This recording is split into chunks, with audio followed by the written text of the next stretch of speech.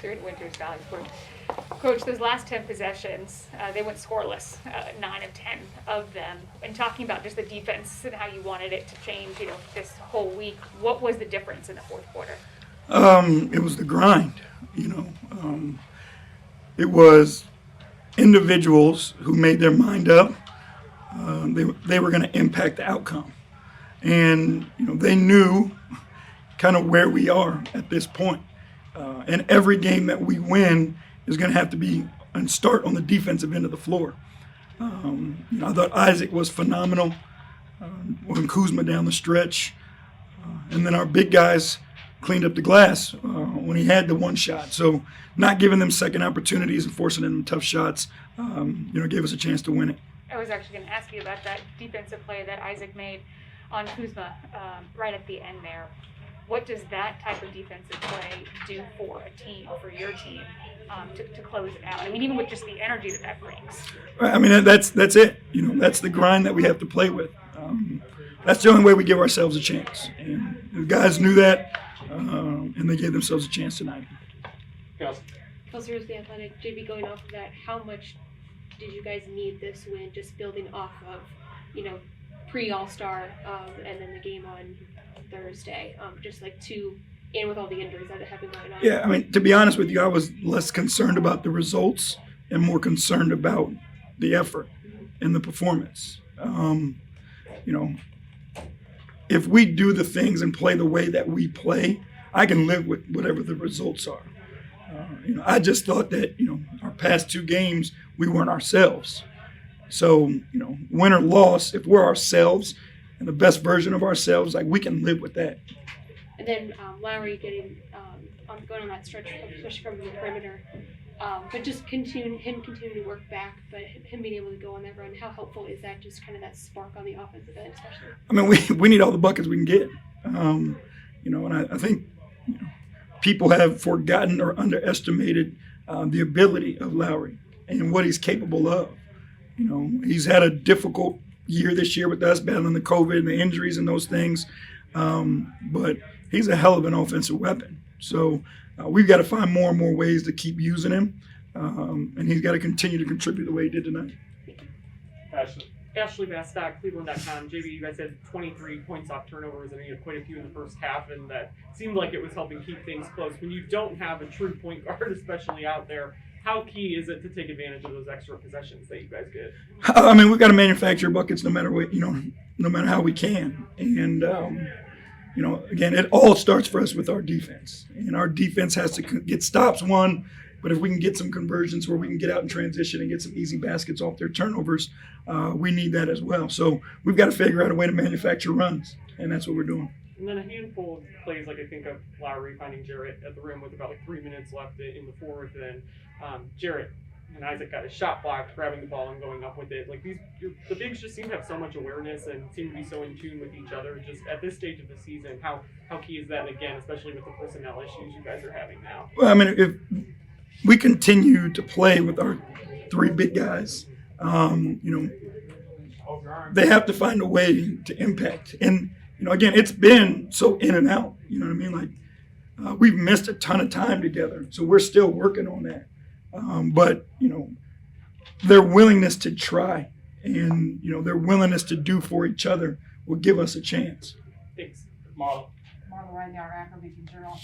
Yeah, if my notes are right, Jarrett scored 8 points in a row in the fourth quarter. Just did you see him try to take anything upon himself at that point? Yeah, I mean, I think again, he understood the circumstances that we were under. His leadership style is to outwork the man that's in front of him. And those were the plays that he was making. It wasn't a bunch of just one-on-one and, those types of plays. He was winning in the trenches on both ends of the floor, in that fourth quarter. So he understands how important he is to us and how he can impact winning for us. And you led for hardly, it was not very much. But did you see in the way the second half was going that with your effort did you see something that encouraging? Yeah, we just believe in these guys. We believe that they can find a will and a way. And the defensive end of the floor is where it was. We talked about beforehand their effort, you know what I mean, and how hard we had to play and the level of competition that we had to bring. And I think, we trust in them to do that and that they're capable. And they did that tonight. Joe G. Jody, because I kind of coached Isaac, obviously, without you talking about his defense, but without scoring a lot of points, they're getting too much offense going. Can you talk about how he affected the game, just loose balls, everything, another way? He's the type of player who honestly can score 0 points and be the most impactful player on the floor. And, it's not sexy. People don't write about it. I'm glad you asked about it. But, his impact on winning is second to none and has been, since he's been here with us.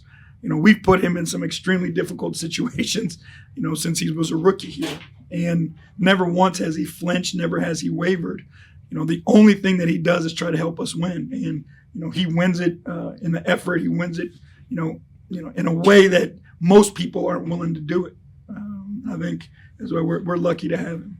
And then similar question kind of about Brandon Goodwin. Again, not a huge shooting night, but he kind of affected the game in a lot of ways. Talk about his start. Yeah, we asked him, to pick up full court and kind of set the tone for us. Be the head of the snake defensively. Let the 4 guys that are behind you see you working and feed off your energy. And I think he did a great job of that. He guarded multiple people. We had to switch him on the poke late in the game. And I thought he did a good job of fighting through screens and keeping his water shut off as well. So, we've got a bunch of guys that want to help, and he's another one of those guys. All right, Chris, you got anything? Before letting go? All right. Can I ask one more question? Just ask your question, man. I don't mind. Go ahead, Mom. All right, go ahead. No, I just wanted to ask that, it was in the third quarter, but Kevin misses, Okoro's shots blocked, and Jarrett swoops in for a dunk. It almost felt like a game-changing moment, even though it didn't give you the lead. It cut it to 1, I think. Just, like I said, what kind of awareness does it take from Jarrett to get that when the possession is not going well? It's all of it is kind of the same, right? It's what do I have to do to help this team win? It's not always going to be perfect. It's not always going to be pretty, but what do I have to do? And, our guys are willing to do that. Jared has a motor that allows him to do things that other guys his size can't do. And he can keep doing it over and over and over again. So, he just wants to help us win, and that shows it. Chris Fedor, Cleveland.com, AJB. What's up, Chris? Can you speak to the impact that Jetty had, especially in the first half, like keeping you guys in the game with his offensive production? Yeah, he gave us a chance. We were struggling offensively, and what's most impressive to me is he took the conversation that we had and he turned it into action. He understands how much we need him and what he's capable of, and I thought the past couple games he was in and out of it, but we talked to him and we knew and told him how important he is to us, and he responded. Given everything that you're missing, has there been a specific conversation with the guys about just like it's time to win ugly? Yeah, that's it. And it's ugly, but it's winning the competition and winning the scrap, right? We can't afford to be pretty and smooth through things right now. That hasn't been our identity to this point. And when you're missing so many, parts of your offense, you've got to figure something else out. And we have to, as an individual and as a team, outwork the man and the team that's in front of us to give ourselves a chance. And I think we did that tonight, especially in that fourth quarter. Thank you. Last one, Evan. Evan Damer on Facebook News. JD, you mentioned to us the other day that you were challenging Evan a little bit to be a bit more aggressive in terms of scoring and in terms of playmaking. We kind of got a glimpse of that tonight. Were you pleased with some of the results you saw from Evan on the offensive side of the ball? Yeah, we know what he's capable of, and he is a dynamic two-way player with versatility and skill, in a frame that we don't see often. So we need him to be aggressive. We need him to be in attack mode. We need him working both sides of the glass. We need him facilitate. We need to be able to put the ball in his hands. So I thought tonight, he was aggressive and he made the right plays. Thank you.